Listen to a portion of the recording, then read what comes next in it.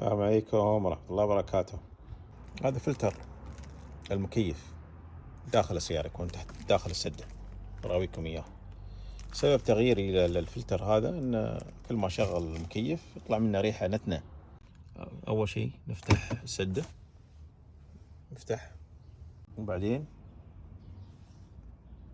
أيوة نزل. الحين شو نشوف داخل؟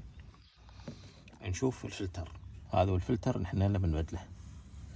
وهذا القطعة هاي اللي تشوفونها، هاي القطعة هاي، هذا ممنوع اللمس، ما تلمسونها، بس تركز على هالقطعة، لكن كيف ما تشيلها ولا تلمسها.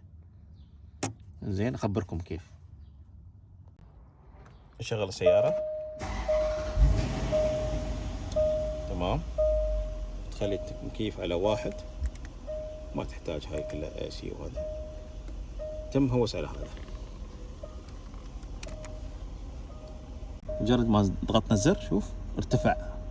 الحين في كليب هني وهذا كليب هني، خلاص بكل سهولة ويسر طلعنا.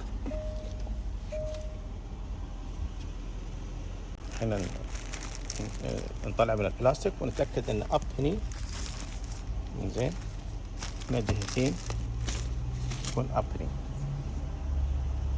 اب، نتأكد انه اب. هذا فلتر قديم نرميه في الزبالة، نرجع نركبها بكل يسر وسهولة مثل ما طلعناه. بس خلاص ندخل، آسف، بس خلاص دخل خلاص، وكان الله غفور رحيم.